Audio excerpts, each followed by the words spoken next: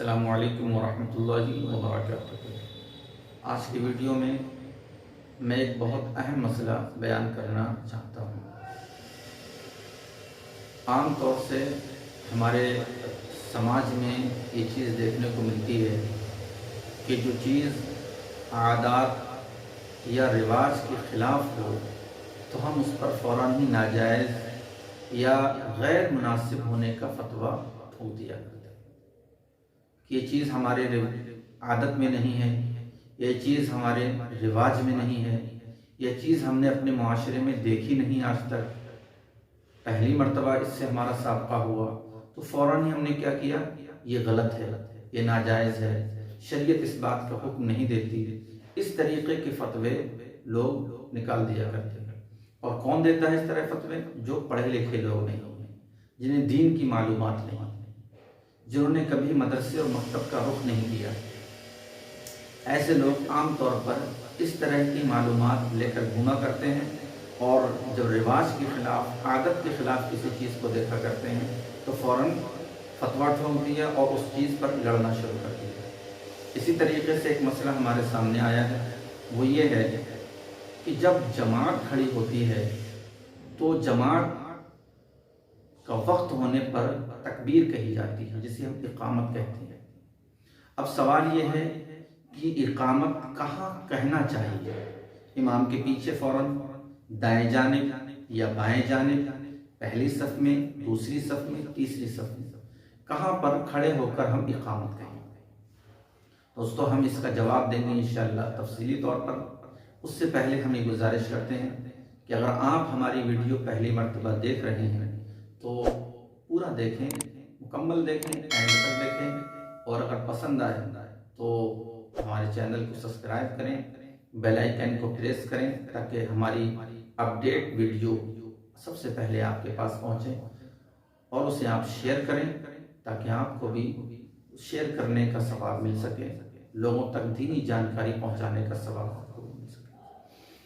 تو آج تک ہم نے یہ دیکھا ہے اپنی مسجدوں میں کہ جب بھی مؤذن اقامت کہتا ہے تو وہ دائیں جانب کھڑے ہو کر، پہلی صف میں کھڑا ہو کر دائیں جانب کہتا ہے اقامت۔ اب کبھی ہم اگر یہ دیکھ لیں کہ مؤذن جو ہے اقامت بائیں جانب ہو کر کھڑے ہو کر کہہ رہا ہے، یا امام کے بالکل پیچھے کھڑے ہو کر کہہ رہا ہے، یا دوسری صف پر کھڑے ہو کر کہہ رہا ہے، تو ہم یہ تصور کرتے ہیں یہ جائز نہیں ہے، یہ ناجائز ہے۔ آئیے ہم شرعی اعتبار سے اس کا حکم جاننے کی کوشش کریں۔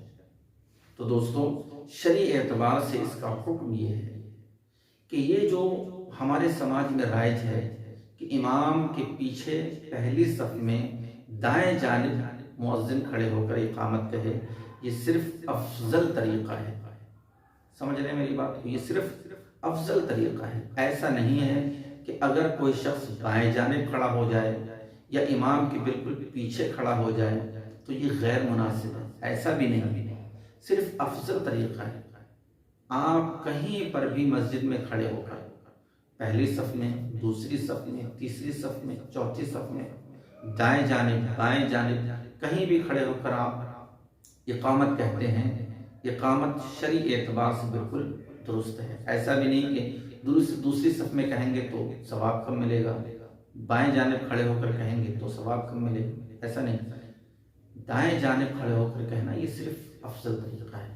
اب اگر کوئی بائیں جانب کھڑے ہونے کو ناجائز سمجھے، شریعت کے خلاف سمجھے، یا دوسری صف میں کھڑے ہونے کو شریعت کے خلاف سمجھے، تو یہ اس کا خلاف سمجھنا یہ محض باطل ہے، اور یہ جائز نہیں ہے اس طرح سمجھنا۔